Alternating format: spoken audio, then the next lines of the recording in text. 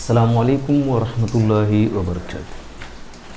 प्यारे बच्चों, आज हम पंजुम जमात का मश्क नंबर 1.1 हल करेंगे।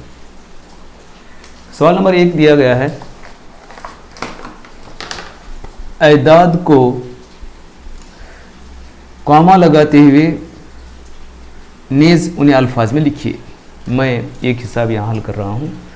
5 हिंदसी एदाद हम लोग पढ़ रहे हैं। एक अदद इस तरह से है।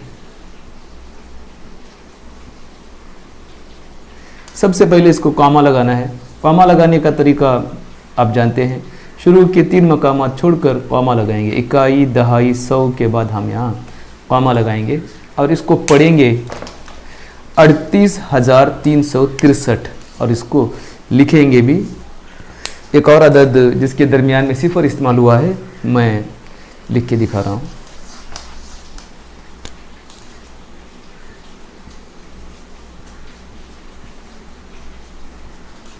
देखिए, कॉमा इसको लगाना है, 3 मकाम छोड़कर कॉमा लगाना है। उसके बाद इसको अल्फाज में लिखेंगे। इकाई, दहाई, सौ, हज़ार, 10,000, 50,000,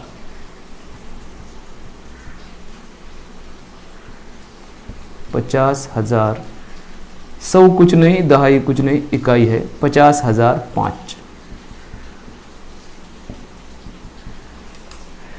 अगला सवाल है, जील को कॉमा लगाते हुए एदाद में लिखिए। बल्कि होना ये चाहिए, एदाद में लिखकर कॉमा उसको लगाना है। सवाल अल्फाज में कुछ इस तरह से दिया गया है, मैं लिख रहा हूँ। 25,201। अब इसको लिखेंगे 25,201। उसके बाद कॉमा लगाएंगे। इकाई, दहाई, सौ, हज़ार, 10,000। या इसको लिखने के दौरान भी हम कॉमा लगा सकते हैं। आपको उसके लिए ये मालूम होना ज़रूरी है कि कॉमा दरअसल लगता कहाँ है, कौन से 2 मकामात के दरमियान में कॉमा लगता है। ये आप अच्छी तरह से मालूम कर लें तो ये कॉमा लगाना बहुत आसान हो जाएगा। जैसे इसको मैं इस तरह से लिख सकता हूँ, 10,000, हज़ार, हज़ार के बाद कॉमा, 25,000, सौ के मकाम पर 2, दहाई कुछ नहीं, इकाई 1, 25,201। और भी जो हिसाबात दिए गए हैं आप उन्हें हल कर सकते हैं।